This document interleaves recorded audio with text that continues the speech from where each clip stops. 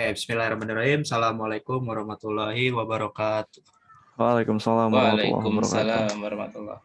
Alhamdulillahirabbil alamin wa bihi nasta'in wa ala umurid dunya waddin. Wassalatu wassalamu ala asrofil anbiya'i wa mursalin wa ala alihi wa sahbihi ajmain amma ba'du. Pertama-tama dan yang utama, marilah kita panjatkan puji serta syukur kehadirat Allah Subhanahu wa taala yang telah memberikan kita banyak nikmat, baik itu nikmat sehat maupun nikmat iman, sehingga kita dapat berkumpul ya di agenda talkshow kita yang kedua ini. Dan salat serta salam tak lupa kita curahkan juga ke hadirat baginda Nabi Muhammad SAW yang beliau telah membawa kita dari zaman jahiliyah ke zaman yang penuh dengan ilmu pengetahuan ini. Oke, alhamdulillah hari ini kita akan mengadakan talkshow bersama Kak Ponco selaku Ketua BPM FMIPA UNJ tahun 2021, dan insya Allah tema yang akan dibahas hari ini adalah aktif berorganisasi namun tetap berprestasi ya. Nah, tema ini juga Masya Allah luar biasa gitu ya buat teman-teman FMIPA yang mungkin nanti ingin berorganisasi dan tetap menjaga kualitas akademik dan lain-lain dan mendapatkan prestasi. Baik, untuk persingkat waktu langsung saja serahkan pada moderator. Silakan. Oke, bismillah. Assalamualaikum warahmatullahi wabarakatuh. Waalaikumsalam warahmatullahi wabarakatuh.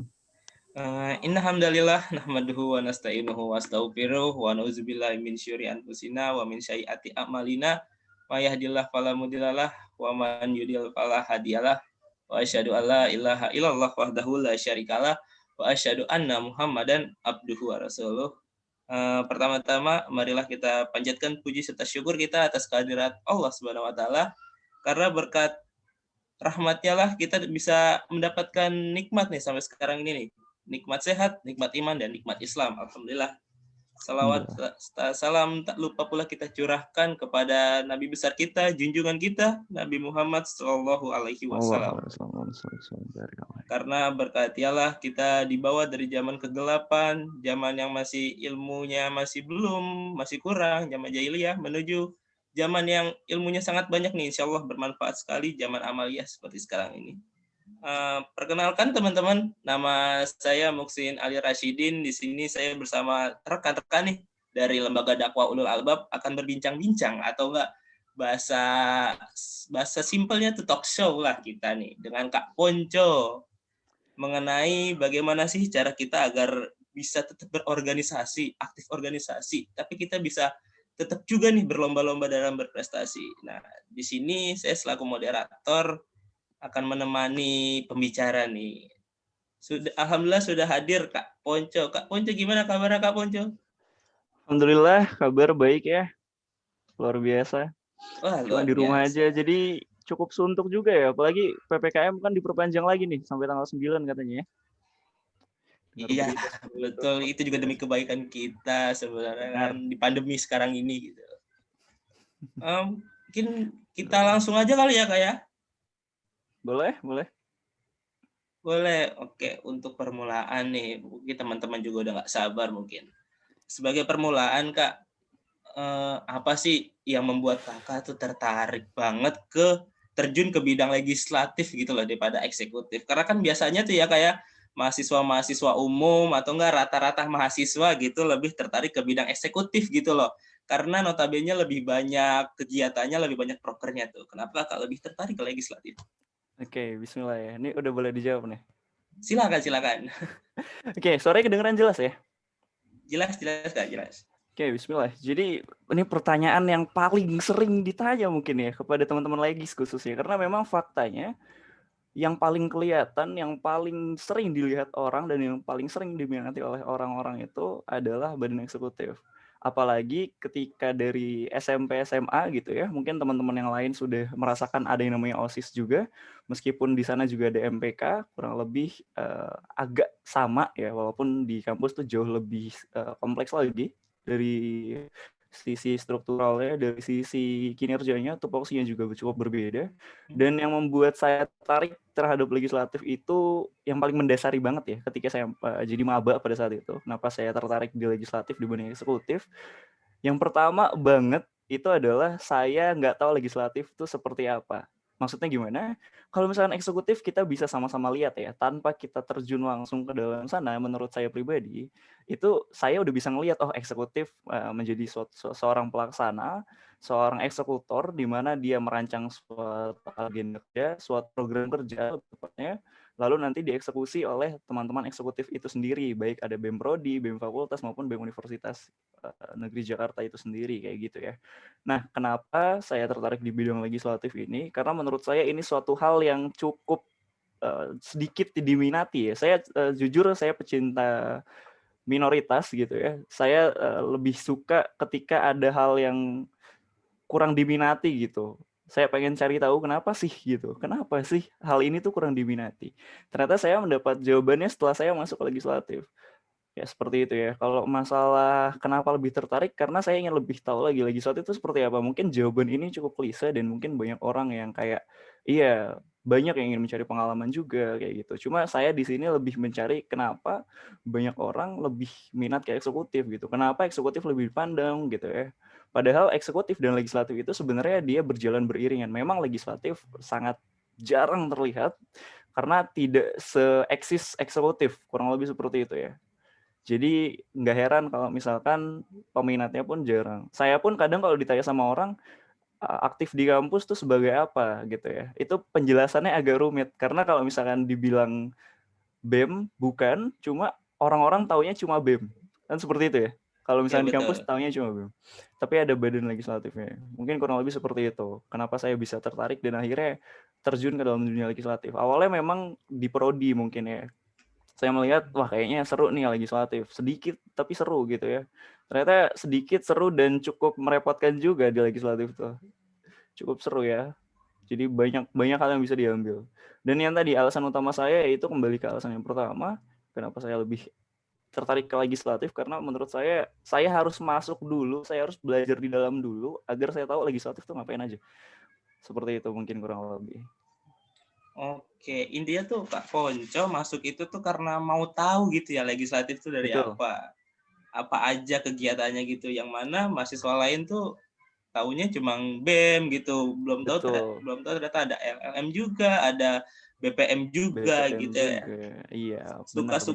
Suka mencari yang sedikit diminati gitu. Betul. Karena kalau udah mainstream ya udah gitu, udah banyak orang pasti kuantitasnya udah cukup baik, tinggal meningkatkan kualitasnya aja. Kalau legislatif kan dari segi kuantitasnya aja udah sedikit gitu ya. Cuma memang kalau misalkan kita bahas kuantitas dan kualitas, ini mungkin agak sedikit keluar dari pertanyaan. Memang secara logika pun legislatif memang harus lebih sedikit jumlahnya daripada eksekutif. Seperti itu mungkin ya. Karena nggak kebayang kalau misalkan legislatif lebih banyak ya. Jadi aneh mungkin ya. Kalau misalkan lebih banyak peminat legislatif dibanding eksekutif, ya udah kesian juga eksekutif ya. Kayak gitu mungkin.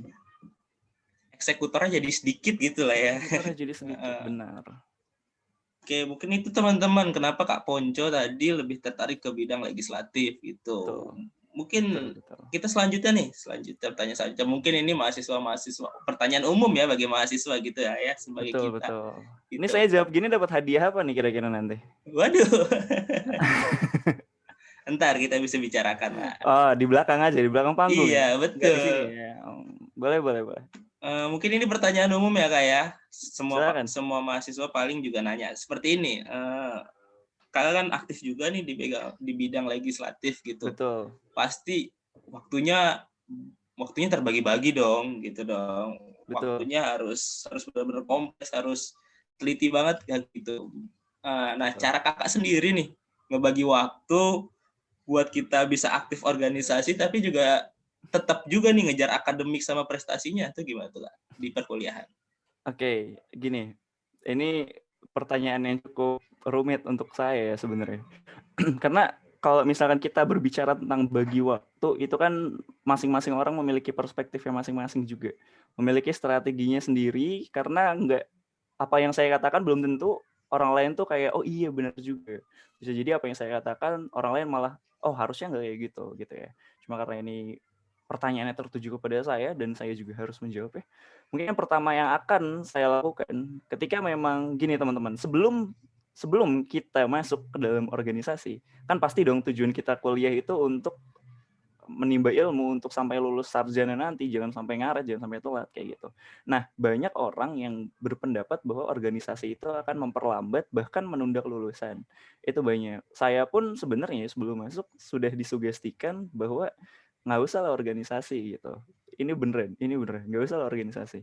Terus saya berpikir, kalau misalkan saya nggak berorganisasi dan cuma saya mendapatkan akademiknya aja, itu menurut saya kurang. Dan saya orangnya cukup, apa ya namanya, kayak nggak puas dengan akademik aja.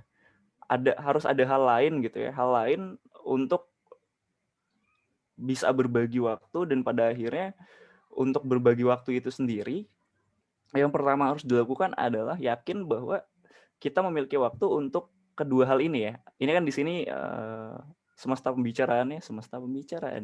Di sini yang kita bicarakan antara akademik dan juga antara organisasi aja ya. Kayak gitu. Kalau mungkin ada yang kerja dan yang lainnya, mungkin itu sudah jauh lebih mahir lagi, karena bekerja itu lebih kompleks sejujurnya. Jadi kalau misalkan pertama yang harus kita yakini adalah kita mampu untuk menyediakan waktu terhadap organisasi dan juga akademik. Karena kebanyakan mahasiswa, termasuk saya pada saat itu di awal-awal maba ya, waktu masih jadi maba, banyak stigma yang masuk kayak nggak usah organisasi segala macam, karena di situ saya dibuat untuk berpikir seolah-olah organisasi itu mengganggu perkuliahan, organisasi itu bisa mengganggu akademik, organisasi itu bisa mengganggu waktu saya untuk mendalami akademik.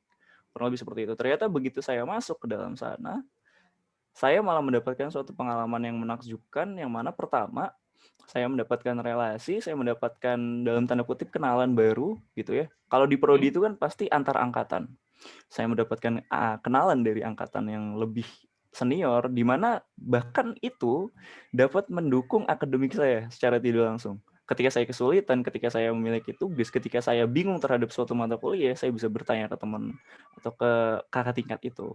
Nah, ini suatu keuntungan justru ya, ketika memang kita berorganisasi, malah di sana ada tempat untuk kita bertanya.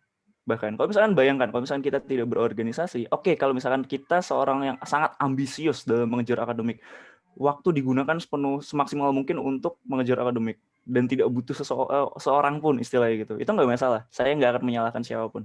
Yang mau kupu-kupu silahkan, karena online juga nggak bisa kupu-kupu juga, udah di rumah terus kuliahnya.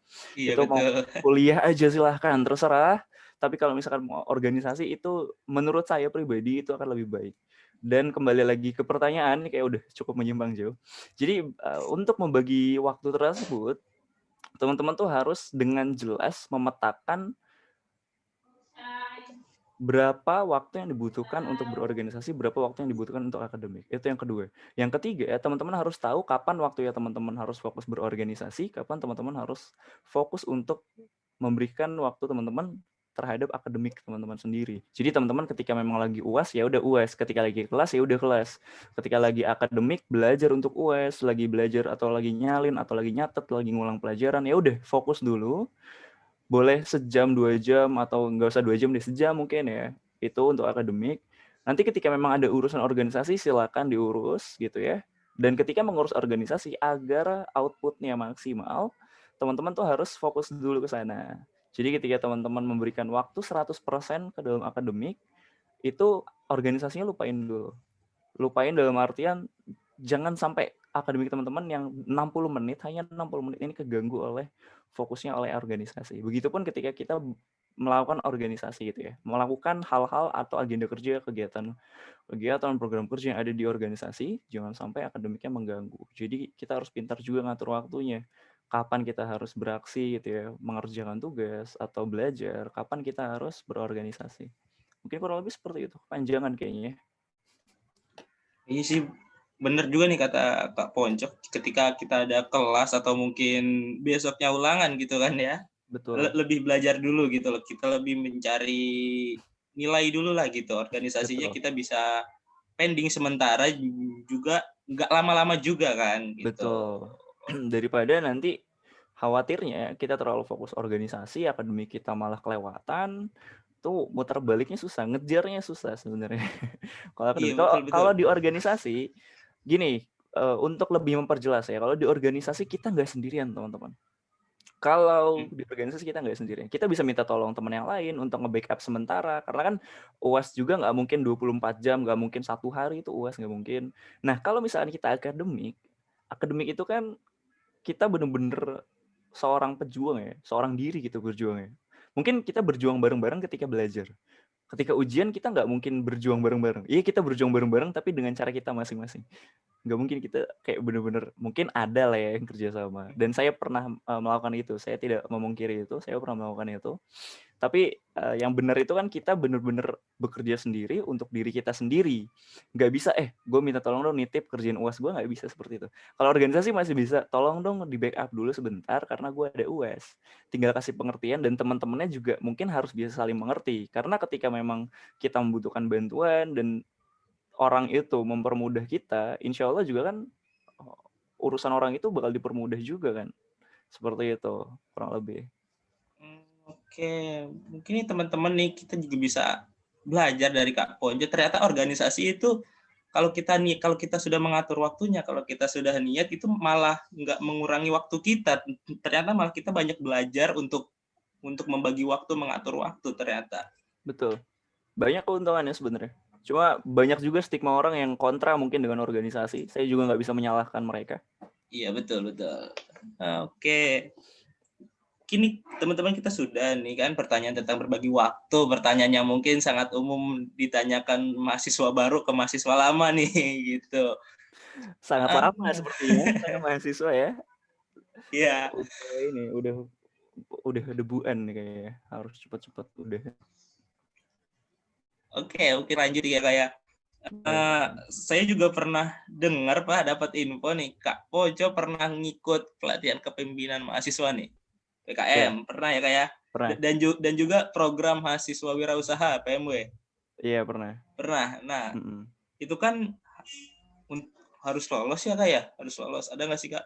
Kita nih Iya. yang belum ikut nih, tipsnya Oke. tuh biar lolos tuh gimana? PKM program kreativitas mahasiswa dan PMW itu program mahasiswa wirausaha. Saya pernah ikut keduanya. Sejujurnya PKM pada saat itu saya saya itu ikut gitu ya, dan memang kunci satu-satunya itu adalah inovasi dan juga konsistensi. Kenapa saya bilang seperti itu? Karena teman-teman ketika berinovasi aja nggak cukup kalau misalnya teman-teman nggak konsisten di inovasi yang teman-teman tekuni. Misalkan teman-teman punya inovasi A, terus ketika teman-teman sudah lolos, karena kan lolosnya itu nggak cuma satu tahap ya, PMW PKM itu lolosnya nggak cuma satu tahap. Karena memang banyak banget pesaingnya dan nggak semudah itu untuk lolos. Saya pun pribadi belum pernah lolos sampai pendanaan. Maksudnya sampai dapat dana itu saya belum pernah lolos sampai sana sejujurnya. Kayak gitu. Saya pernah mengikuti, cuma belum pernah lolos sejauh itu. Karena memang banyak rintangan, banyak juga kendalanya mungkin yang ketika memang lolos tahap 1 tahu-tahu ada teman kita yang nggak pengen lanjut, itu agak berat juga bawanya seperti itu. Jadi mungkin tipsnya yang pertama adalah menemukan teman yang benar-benar satu visi. Yang memiliki visi dan tujuan yang sama kepada teman-teman juga. Misalkan teman-teman memiliki inovasi A, teman-teman bicarakan kepada teman yang kiranya teman-teman memiliki kepercayaan terhadap orang tersebut. Teman-teman bisa ngobrol, ketika memang nyambung, coba diajak. Ketika memang mau, coba dibikin atau diluruskan niatnya. Maksudnya memang untuk meloloskan ya. Mungkin khawatirnya ketika memang sudah lolos tahap 1 itu malah kayak nggak lanjut. Ada yang seperti itu. Karena PKM saya pun kurang lebih seperti itu juga. Kayak udah lolos terus tiba-tiba mau lanjut pun kayak rasanya aduh gitu ya. Jadi ada aduhnya gitu. Nah, jangan sampai seperti itu kayak gitu ya. Jadi mesti satu tim tuh mesti satu visi dan harus saling support juga, harus saling pengertian, dan harus saling bisa memotivasi. Mungkin intinya itu aja. Saya belum terlalu expert lah untuk urusan PKM dan PMO ya. Jadi saya nggak bisa ngasih tips terlalu jauh karena memang belum pernah dapat sampai pendanaan. Sangat sulit. Kalau misalnya teman-teman memiliki tekad yang kuat untuk itu, ya insya Allah gitu ya teman-teman. Karena itu emang suatu tantangan dan suatu ajang yang cukup bergengsi juga ketika teman-teman memang lolos seperti itu. PKM, PMO itu sangat luar biasa. Kayak gitu. Mungkin tipsnya yang paling dasar aja yang bisa saya sampaikan adalah mencari teman yang memang satu visi tadi. Kayak gitu. Karena khawatirnya kalau misalkan nggak satu visi, ya itu tadi. Entah ribut, entah berhenti di tengah jalan, entah seperti apa banyak. Karena banyak kendalanya. Nggak cuma dari eksternal, dari internal pun banyak. Kayak gitu. Gitu ya. Berarti kita harus mencari istilahnya kalau orang-orang partner gitulah ya. Betul. Partner yang bisa sepertujuan gitu loh. Terus juga Betul. harus memupuk inovasi dan juga konsistensi. Kalau kita inovasi doang sekaligus cuma ngeluarin satu inovasi terus nggak konsisten, ke berikutnya juga percuma juga ya kayak. Betul, betul. Nah itu teman-teman tips nih, mungkin teman-teman yang nanti mau ikut PKM sama PMW nih, sedikit tip bocoran nih dari Kak Ponco nih. Nah, kita lanjut nih kayak Boleh. Kakak kan alhamdulillah diamanahkan di BPM ya kayak Badan Iya. Perwakilan Mahasiswa Fakultas MIPA nih 2021. Nah, selama kakak diamanahkan, selama kakak menjabat tuh, ada nggak sih kayak hambatan atau gangguan selama kakak berpengurusan gitu loh? Baik di internal ataupun eksternal lah. Oke. Bismillah ya, izin jawab. Kalau misalkan gangguan pasti ada. Karena sejatinya hidup itu tanpa gangguan tuh kayak nggak hidup gitu ya teman-teman ya. Kayak lurus-lurus aja tuh. Justru kalau lurus-lurus aja perlu dicurigai apakah kalian hidup di jalan yang benar atau tidak. Enggak ya, bukan berarti kayak harus ada, enggak. Tapi tantangan, rintangan, gangguan, halangan, apapun itu pasti ada. Itu pasti ada. Seperti itu. Karena kalau misalkan nggak ada, kita nggak akan pernah belajar, kita nggak akan pernah jadi diri kita yang lebih baik lagi. Menurut saya seperti itu. Karena ketika memang ada tantangan dan rintangan itu bukan untuk dikeluhkan, tapi memang untuk dilewati. Dan ketika kita melewati hal-hal tersebut, ya insya Allah gitu ya, kita akan menjadi lebih baik lagi. Nah, tantangan atau rintangan atau hambatan gitu ya, yang berasal dari internal maupun eksternal itu sangatlah banyak saya akui. Kalau misalkan di organisasi dulu ya, dari organisasi, kalau dari sudut pandang internal gitu ya, kayak hal-hal internal itu sangat banyak dan sangat umum untuk ditemui oleh organisasi lain. Saya nggak tahu sih ya, saya nggak mau berprasangka buruk terhadap L2, cuma saya nggak tahu juga sih di L2 ada atau enggak gitu ya yang menjadi hantu di dalam organisasinya, yang mengghosting. Nah itu kan salah satu faktor yang internal yang cukup menghambat laju organisasi. Kenapa? Karena dengan dia menghilang tanpa kabar, kita juga bingung mau backup. Khawatirnya dia udah ngerjain. Kan ada seperti itu ya. Khususnya apalagi di kepanitiaan nih. Kayak dia udah dikasih job untuk contoh aja yang paling ringan ngedesain pamflet apalah suatu pamflet gitu. Tahu-tahu dia ghosting. Kita mau nge-backup pun takutnya dia udah jadiin. Tahu-tahu nanti ketika kita yaudah gue aja yang backup karena si A itu ngilang. Begitu si misalkan gue yang backup gitu misalkan. Udah nih set jadi dilempar ke grup. Terus tahu-tahu dia masuk lagi kayak ngerasa gila buat apa lo ngasih kerjaan ke gue kalau misalkan ujung-ujungnya lo lagi yang ngerjain. Khawatirnya seperti itu. Di ghosting ini fenomena yang cukup membuat para organisator tuh dilema. Makanya untuk teman-teman yang memang niat untuk masuk organisasi, saya sarankan benar-benar ya teman-teman. Kayak sebenarnya organisasi itu sangat-sangat menyenangkan ya, dimanapun gitu. Di Ormawa, di Ormawa, kayak di L2 juga saya yakin menyenangkan kayak gitu. Karena banyak teman-teman saya yang masuk L2 pun ya fine-fine aja, seru-seru aja kayak gitu. Di BPM pun sama, semuanya seru gitu kan. Walaupun memang ada 1-2 orang yang ghosting, itu faktor internal salah satunya ya. Yang kedua adalah miskomunikasi. Beda dengan ghosting, kalau ghosting itu udah bukan miskomunikasi lagi, itu sudah tidak ada komunikasi sama sekali. Kalau mis itu kan istilahnya masih bisa diartikan kayak kesalahpahaman antar kedua belah pihak dalam berkomunikasi. Karena kan di era digital ini yang serba online, khawatirnya ketika kita ngetik di WhatsApp, ketikan kita biasa padahal, cuma memang yang baca lagi sensi, nah ya udah salah paham deh.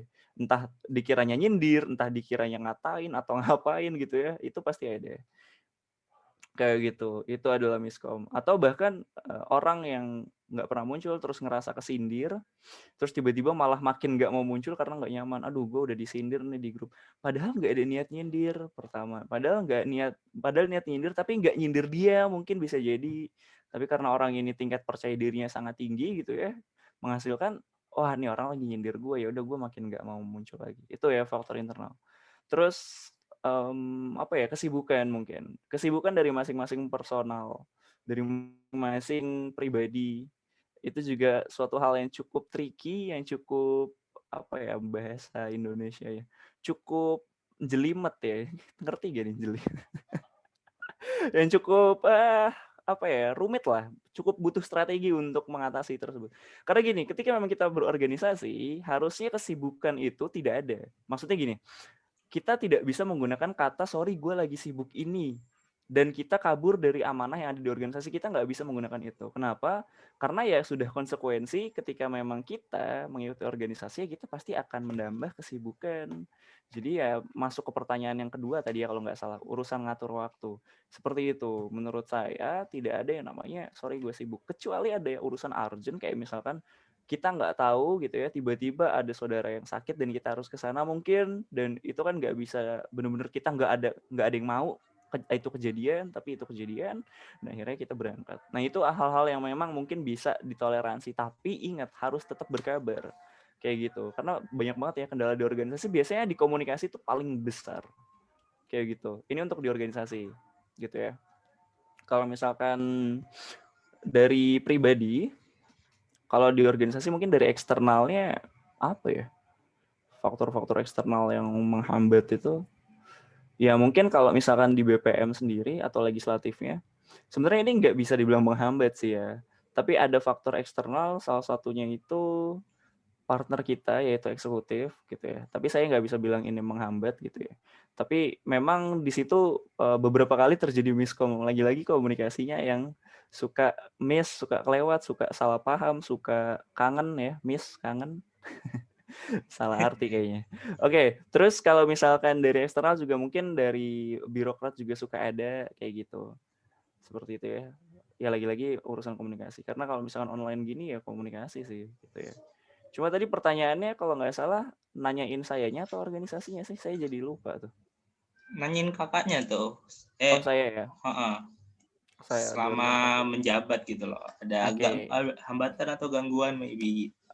Oke, tadi kita cerita organisasinya dulu, enggak sih ini ngeles ya karena lupa pertanyaan.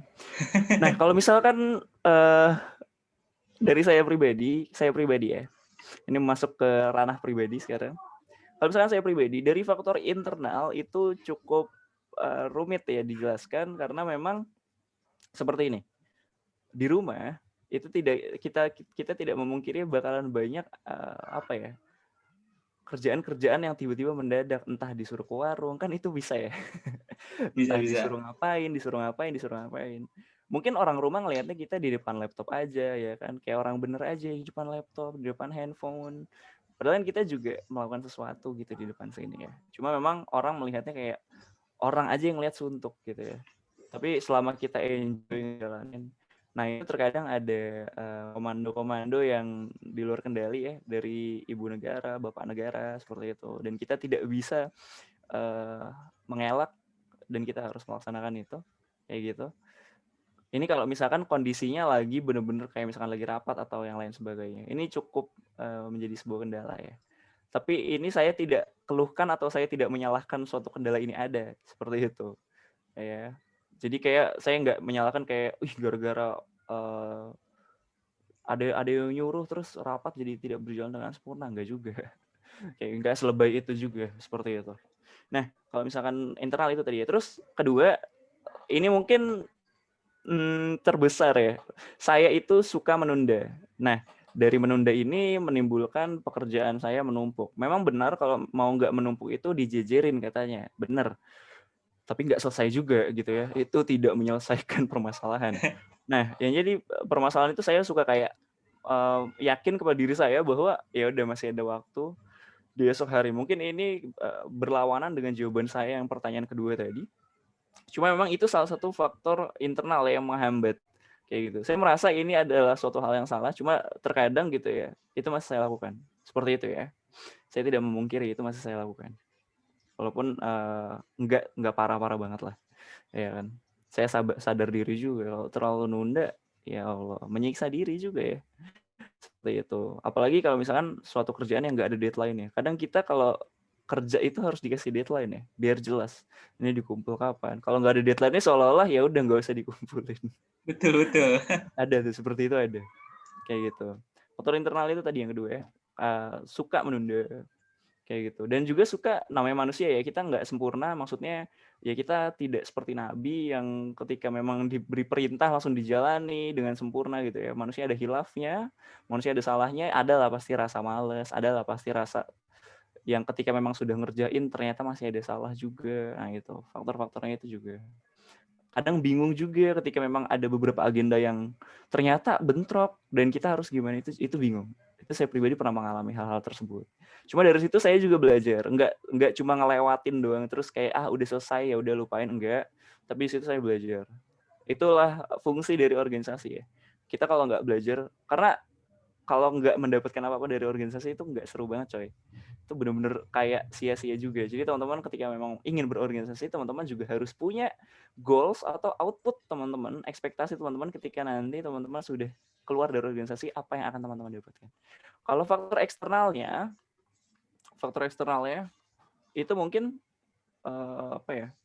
Oh ya, harusnya tadi faktor eksternal ya, tadi yang saya sebutin di awal. Sorry. Faktor eksternalnya itu kendala di laptop, mungkin di gadget ya. Karena lagi-lagi gadget itu buatan manusia, pasti suka ada errornya. Kayak barusan ketika sudah di-share, Kak, ini linknya oke, tahu-tahu not responding lah atau yang lain sebagainya. Ya kesel ada gitu ya. Siapa sih yang gak kesel ketika laptop tiba-tiba cuma kursornya cuma loading doang gitu kan, nyebelin banget ya kadang-kadang ya kan. Terus kayak ini harus apa gitu. Pertanyaan kan harus apa ya, mau ngomong kita nunggu. Dan alhamdulillah nggak lama ya. Walaupun tadi cukup setengah jam kayaknya ada ya. Kayak gitu. Itu faktor eksternal ya, gadget dan juga jaringan. Itu yang paling krusial kalau di era-era online seperti ini. Jadi sinyal harus mantep, tapi alhamdulillahnya saya pakai wifi, walaupun masih suka ada gangguan, tapi nggak terlalu sering. Justru dengan saya menggunakan wifi, terkadang ya, saya suka prihatin atau saya suka berpikir kepada teman-teman yang menggunakan paket data. Karena saya pernah, sekalinya saya menggunakan paket data, itu 2-3 giga dalam satu hari gitu. Kayak ini serius gitu. Karena kan biasanya pakai wifi nggak mikir itu dong, nggak mikir ya udah mau berapa giga bodo amat kan gitu biasanya ya. Terus begitu saya keluar, terus tiba-tiba ada meet dan harus menggunakan handphone, di situ saya langsung tiba-tiba Zoom-nya nge-freeze, terus ada notif SMS lewat, paket Anda sudah habis. Terus saya mikir, tadi merasa isi banyak banget gitu, beberapa giga, terus gila ini udah habis gitu kan. Dari situ kayak kesian juga ya berarti teman-teman yang mungkin menggunakan paket data. Kayak gitu. Itu faktor eksternal ya. Dan mungkin apa lagi ya? Faktor eksternal lagi. Kayak ada sih. Paling untuk eksternal itu tadi ya. Insidental gitu ya. Agenda-agenda insiden yang benar-benar datang detik itu juga baru datang tanpa kita pikirkan. Seperti itu. Dan juga masalah gadget dan masalah internet mungkin. Itu yang paling krusial. Itu aja mungkin ya. Oke. Ya kan apa tadi juga ada yang dari organisasinya sendiri, saya juga nyatet nih dari organisasinya sendiri itu hambatannya mungkin adanya teman-teman yang ghosting gitu kan. Betul. Kata-kata yang lagi tren sekarang tuh ghosting tuh. Ghosting, iya. Yang lagi tren seolah-olah ghosting tuh suatu pencapaian sekarang loh. Aduh. Karena ada orang yang bangga, wis gue bisa ghosting. Ada. Saya ini sorry tuh saya, ini bukan nyindir, tapi saya pernah dapat omongan-omongan kayak gitu. Kayak, wih gila, gue ghosting gitu. Terus kayak, wow, Anda bahagia sekali ghosting. Masya Allah. Padahal yang di sononya juga nggak suka di ghosting gitu. Nah, itu dia. Mereka yang ghosting belum tentu suka di ghosting, betul. Nah, dari pertama teman-teman yang ghosting, terus teman-teman yang miskom di internal tuh, gangguan eksternal, miskom. Nah, saya juga seperti itu sebenarnya kan di WA kan juga nggak cuma 1 atau 2 grup gitu, ada banyak grup. Kadang-kadang Betul. teman-teman yang ngechat ketiban sama yang baru-baru gitu, jadi Iya, nggak betul. kebaca. Itu miskom. Terus sama ada kesibukannya masing-masing teman-teman gitu sih. Kan pasti nggak cuma satu organisasi saja. Mungkin ada ya satu organisasi mendalami satu itu doang, tapi kan kebanyakan 1 atau 2 lebih organisasi diikuti. Pasti. Betul. Makanya kesibukannya banyak banget. Selain kelas mungkin. Iya, benar. Terus yang eksternalnya mungkin terkadang kurangnya kerjasama sama eksekutif.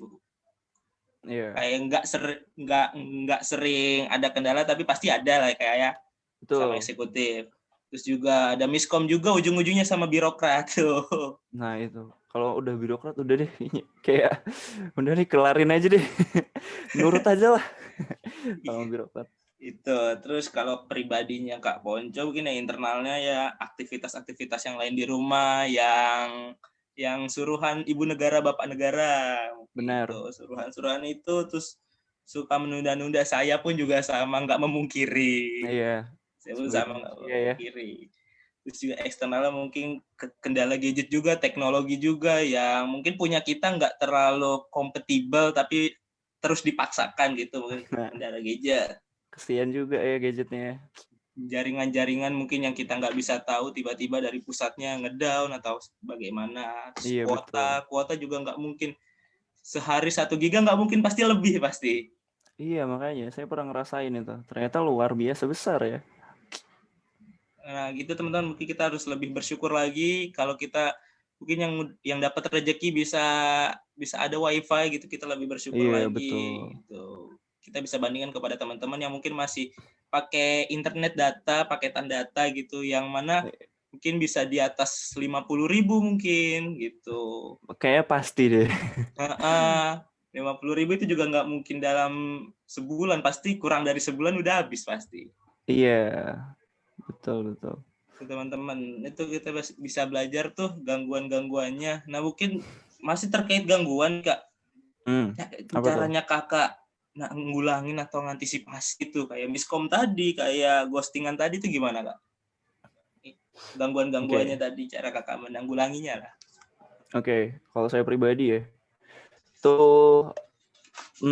gimana ya? Ini cukup tricky juga soalnya, karena salah-salah penanggulangan malah khawatirnya makin parah.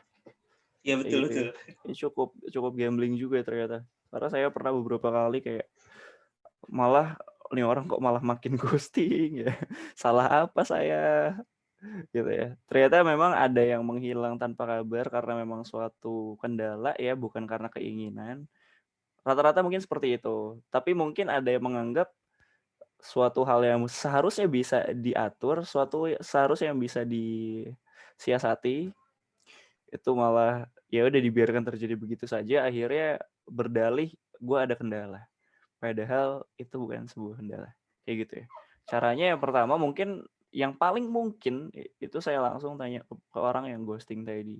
Kenapa dia bisa ghosting? Kalau misalkan memang sekiranya tidak bisa dihubungi, mungkin ke orang terdekat. Siapa tahu dia sudah mengabari orang terdekatnya, cuma orang terdekatnya lupa untuk memberi kabar ke saya atau ke teman-teman yang lain. Kayak gitu. Ya kan? Yang penting berkabar. Kan gitu ya.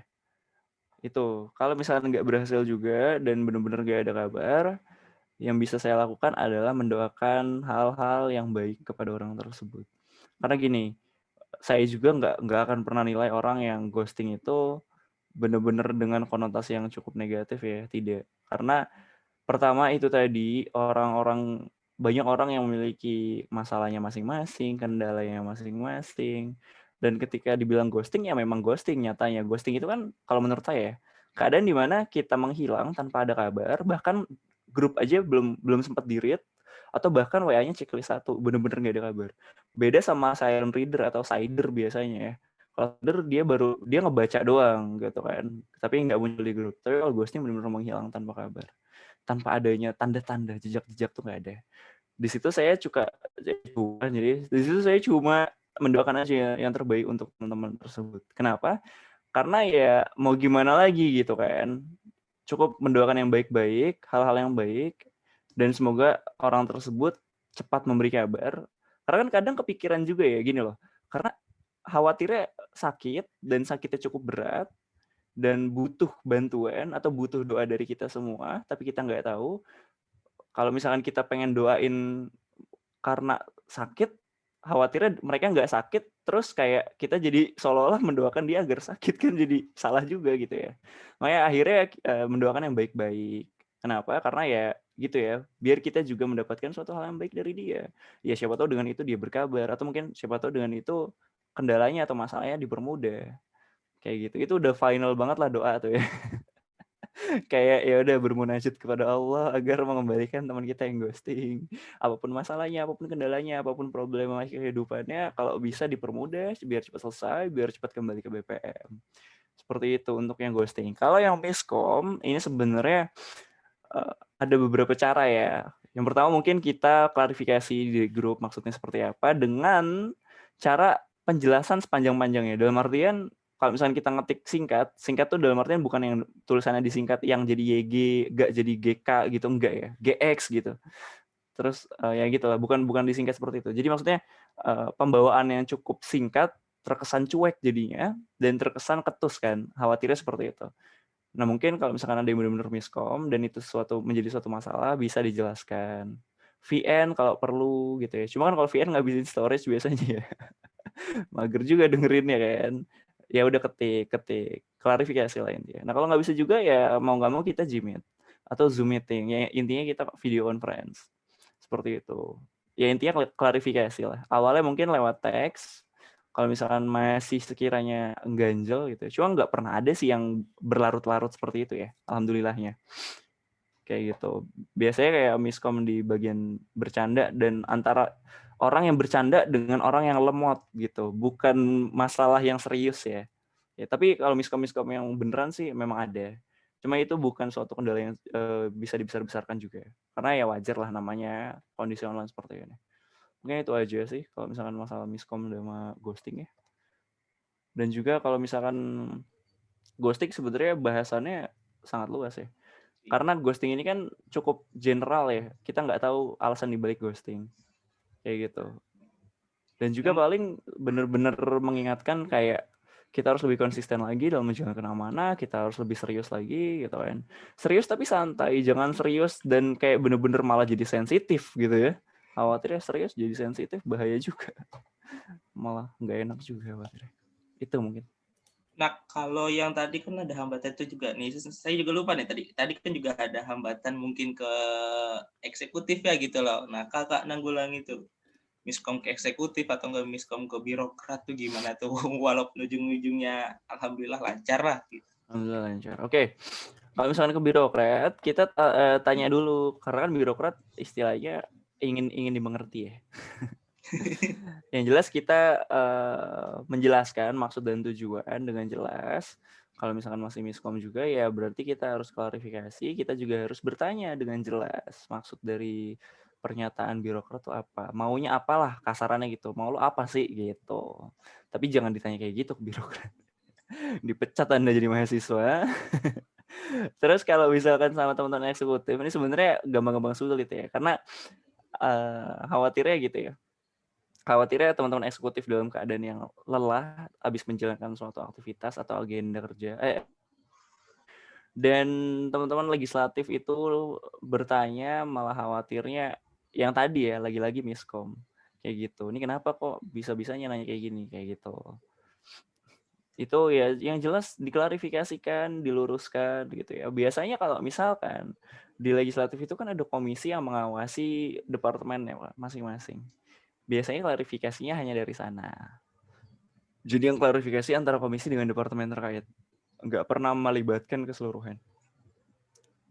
Kecuali di rapat-rapat besar kayak misalkan rapat kerja bersama atau misalkan sidang pleno, sidang umum. Itu baru melibatkan organisasi secara keseluruhan.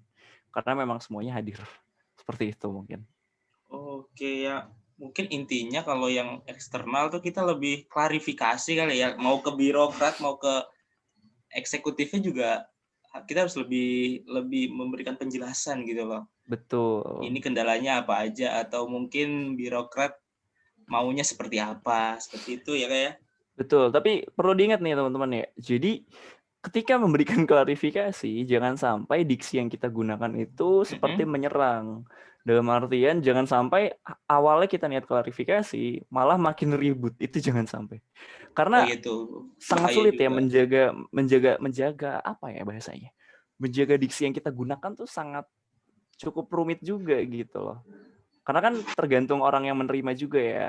Ketika memang orangnya lagi sensi ya kita mau sebaik apa, selembut apa ya orang itu pasti ngerasa kayak ini orang ngapain sih kayak gini kan gitu kadang-kadang. Makanya sebisa mungkin gitu ya.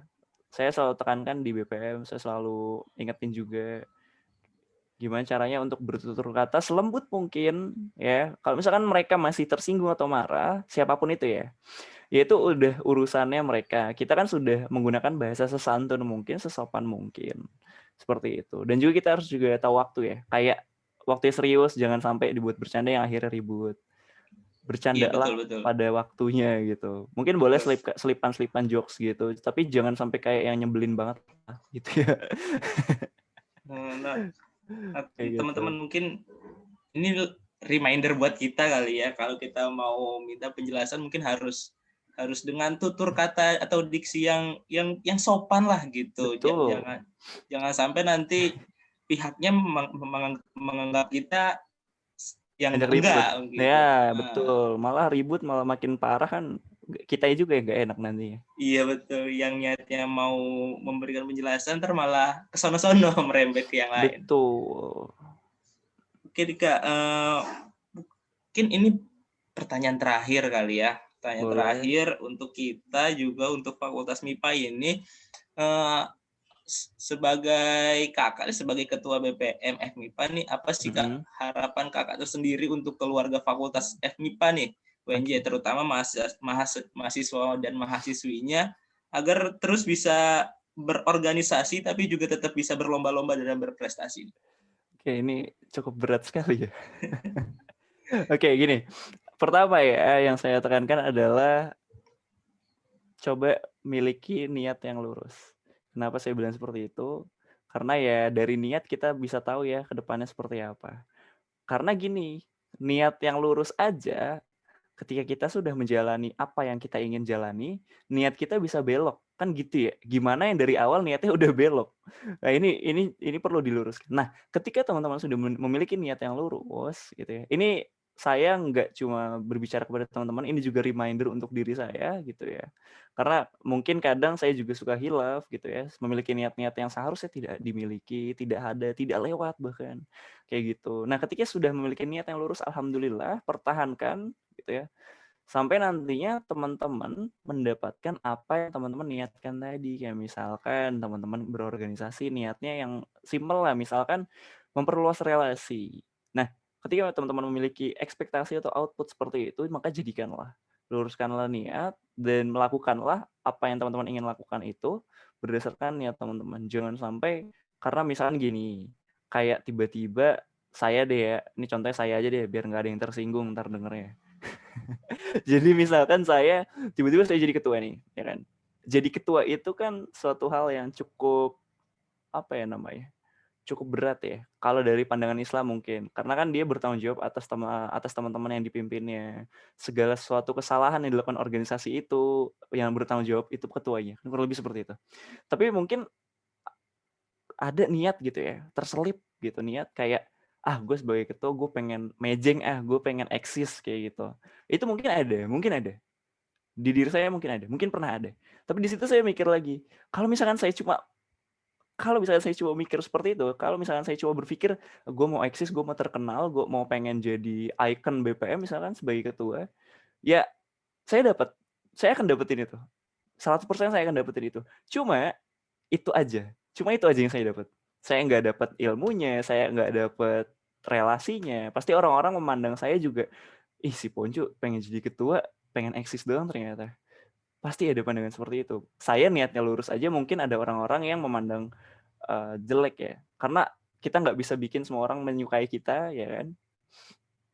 Itu. Dan gimana kalau misalkan saya memiliki niat yang jelek kayak tadi, gue pengen terkenal aja misalkan. Ya bisa, ya saya bakal dapat itu gitu. Tapi ya itu aja yang saya dapat. Setelah saya udah nggak menjabat apa? Ya udah selesai. Saya dapat apa? Nggak ada. Saya nggak dapat apa-apa. Nah, saya pengennya teman-teman FIPA itu seperti itu. Ketika teman-teman mengikuti sesuatu, jangan sampai niatnya itu maksudnya bukan itu ya. Banyak niat yang nggak bener tuh banyak. Niat yang nggak bener itu banyak. Nggak cuma pengen terkenal. Bisa aja pengen, gue pengen sombong ikut ini. Gue pengen gaya gue pengen apa ya? Gue pengen nunjukin ke teman gue bahwa ini loh gue ikut ini misalkan. Ujung-ujungnya eksistensi juga perlu diakui eksistensinya kayak gitu. Itu jangan sampai terbesit seperti itu. Ketika terbesit boleh gitu ya, terbesit aja, jangan dilakuin gitu ya. Teman-teman harus sadar diri, teman-teman harus sadar posisi teman-teman sebagai apa. Nah, kalau misalkan teman-teman masih ragu untuk ikut organisasi karena takut akademiknya terganggu, itu tinggal kembali diri teman-teman, itu tinggal kembali ke sugesti teman-teman. Ketika teman-teman menyugestikan seperti itu, maka kan terjadi seperti itu, teman-teman akan terganggu. Ketika teman-teman memiliki sugesti yang baik, teman-teman memiliki sugesti bahwa teman-teman bisa melakukannya, teman-teman bisa membagi waktunya, teman-teman bisa melakukan semua hal dengan maksimal, teman-teman bisa berprestasi di akademik, di organisasi, atau bahkan di luar akademik dan organisasi, lomba-lomba, seperti itu sangat luar biasa. Teman-teman harus memiliki optimis ya, sifat yang yakin luar biasa, dan juga jangan lupa ketika teman-teman sudah berusaha, teman-teman juga harus mengiringi dengan doa juga. Karena kita nggak tahu Allah bakal ngasih apa di depan nanti, kita nggak ada yang bisa prediksi. Tiba-tiba yang kita kecelakaan, kepleset di rumah, kesandung meja, terus jadi pincang, kita nggak ada yang tahu gitu ya. Karena takdir itu cukup lucu dan tidak bisa diprediksi. Tapi kita masih bisa was-was diri, kita masih jaga diri. Mungkin dari saya itu aja gitu ya. Intinya teman-teman tetap jaga diri gitu ya. Dan luruskan niat kalau misalkan ikut sesuatu. Kalau misalkan tadi ya, ke jawaban nomor 2, teman-teman bisa, mungkin ini masuk IGTV berarti ya? Atau masuk mana kalau boleh tahu? Iya, masuk Instagram juga, masuk YouTube-nya juga. Oh, masuk YouTube juga ya, oke. Teman-teman kalau misalkan lupa, teman-teman bisa mundur lagi gitu ya, di scroll ke belakang lagi. Itu di jawaban nomor 2 gitu ya, pinter-pinter atur waktu. Terus teman-teman juga harus tahu ketika teman-teman kapan harus berorganisasi, kapan harus akademik, kapan harus liburan, kapan harus refreshing, itu juga harus tahu. Karena refreshing itu penting ya, merefresh otak biar seger lagi. Biar gak penat, biar gak suntuk. Main game tapi jangan kebablasan kayak gitu ya. Kayak gitu. Dan insya Allah teman-teman bisa menjadi luar biasa. Dan saya pun masih terus belajar untuk melaksanakan mungkin apa yang telah saya katakan juga gitu ya. Itu sebagai reminder untuk saya juga. Dan sejatinya kita selama hidup itu akan terus selalu belajar. Ya, kita akan berhenti belajar ketika nanti kita sudah meninggal, kita sudah wafat, kita akan berhenti belajar ketika itu. Jadi ketika apalagi kita masih muda, untuk maba apalagi ya khususnya, banyak-banyak lah gitu kegiatan yang baik-baik, organisasi mungkin akademiknya diambisin, karena ada gitu ya, karena ada, saya pernah ketemu orang ambis di akademik, lulus 3,5 tahun, organisasinya bagusnya luar biasa. Itu saya salut banget ya, bahkan saya bener-bener kayak itu dia ada gitu, buktinya ada, konkret ya, buktinya ada. Ternyata ada orang yang bisa mengatur waktu sejenius itu menurut saya. Dan kalau misalkan ya sama-sama makan nasi, sama-sama diciptakan dari tanah gitu, bukan dari api ya. Iblis kalau dari api dong ya. Dari tanah, kita sama-sama dipukul ya, ngerasain sakit, ditusuk ngerasain sakit, ya luka juga berdarah gitu ya. Tapi dia bisa. Kalau misalkan dia bisa, ya nggak ada alasan untuk kita tidak bisa. Yang membuat kita tidak bisa itu kebanyakan adalah diri kita sendiri yang berprasangka ke diri kita sendiri bahwa kita tidak akan mampu untuk melakukannya. Jadi pede aja. Kalau misalkan teman-teman merasa berat ya teman-teman kan punya teman-teman yang lain. Jadi ya jangan seolah-olah teman-teman sendiri banget lah. Apalagi di dunia kampus ya, teman-teman butuh relasi. Kalau misalkan nanti udah lulus, syukur-syukur teman-teman bisa membuka lapangan pekerjaan untuk teman-temannya lagi yang lain. Amin. Kalau misalkan belum bisa ya nggak dipungkiri mungkin kita akan ada kesempatan bekerja dengan teman kita, bekerja sebagai bawahan atau bekerja bersama benar-benar bareng. Nah itu juga ada. Mungkin itu aja. Insya Allah FMIPA jadi luar biasa ya. Mau mahasiswanya, mau organisasinya, birokratnya juga. Mungkin birokrat menonton ini penjilat banget ya. Enggak. Insya Allah FMIPA lebih baik lagi lah. Pasti amin ya Rabbal alamin. Amin ya Allah. Baik, berarti terima kasih atas talk show-nya nih. Udah disempetin waktunya Kak Ponco. Mohon maaf kalau mengganggu nih mungkin sebelumnya waktu Kak Ponco. Dan semoga talk show kali ini ya teman-teman bisa bermanfaat bagi kita semua nih. Insya Kita Allah, insya Allah. bisa mendapat bocoran-bocoran sedikit nih bagaimana kita bisa berorganisasi tapi juga bisa tetap berlomba-lomba dalam berprestasi gitu Betul. ya. Oke, mungkin dari talk show ini bisa saya simpulkan pertama nih Kak Ponco tertarik masuk ke bidang legislatif tuh karena pertama kepo, mau mengetahui legislatif itu seperti apa. Betul.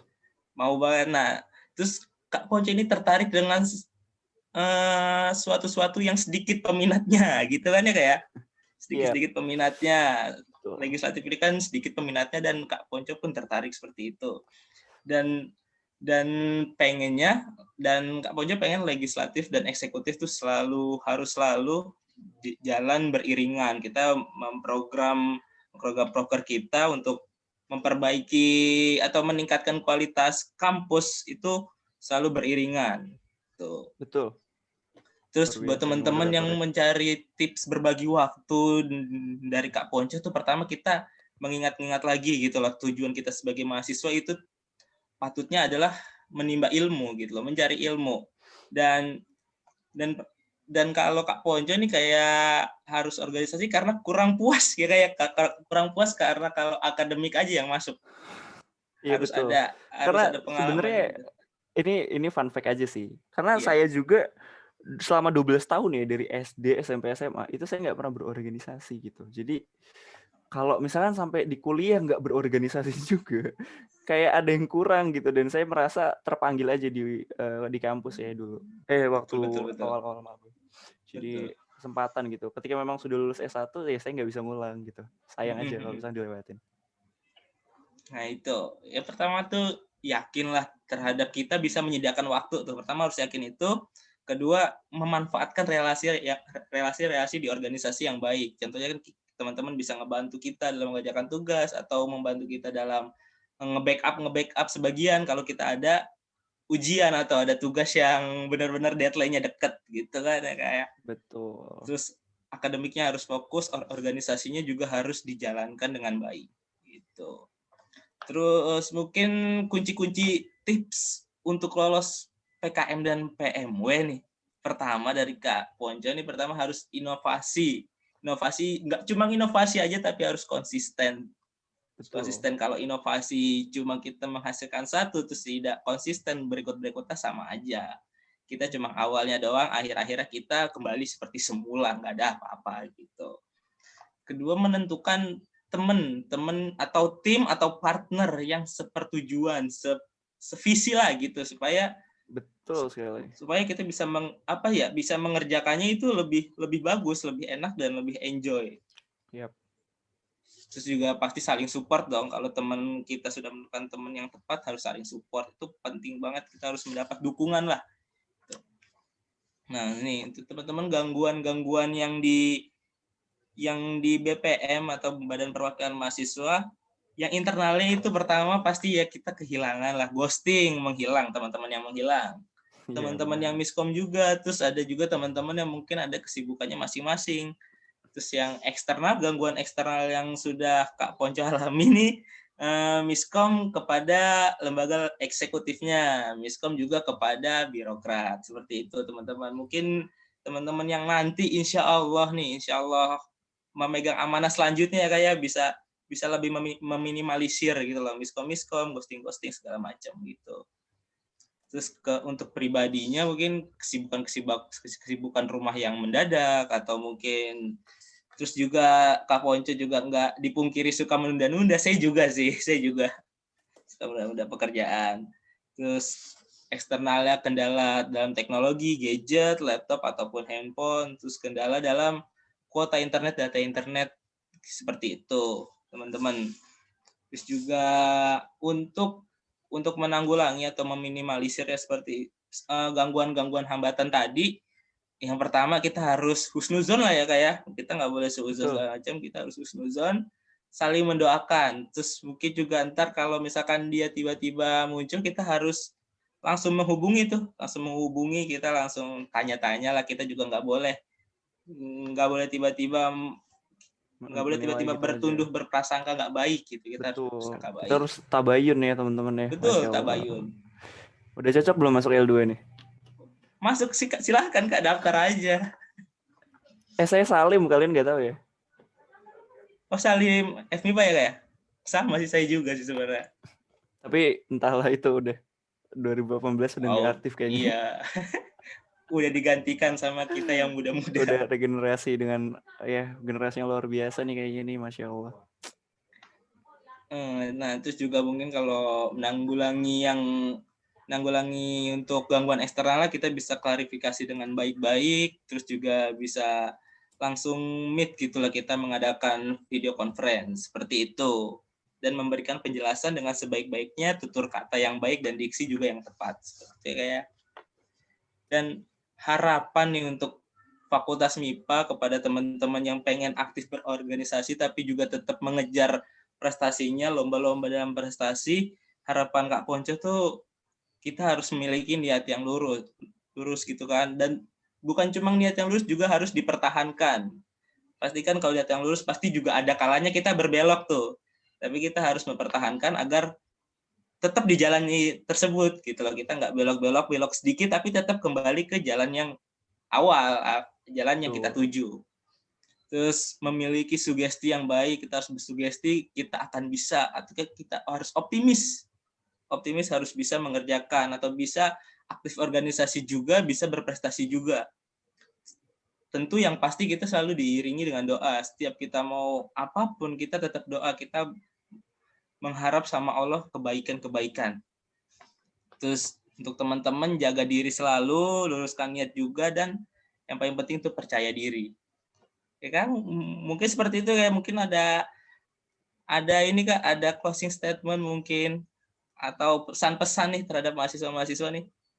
Oke, ini harus ada ya.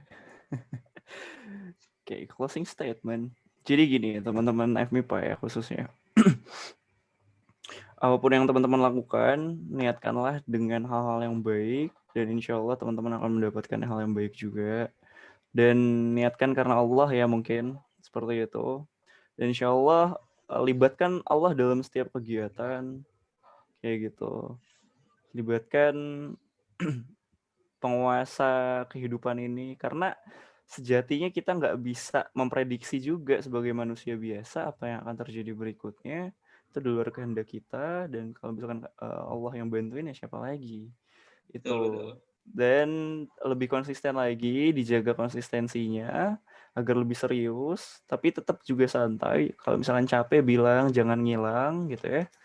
Berkabar, jangan langsung ditinggal gitu aja, karena kalau ditinggal tanpa kabar tuh rasanya nggak enak banget ya teman-teman ya. Betul. Closing statement jadi curhat gini ya.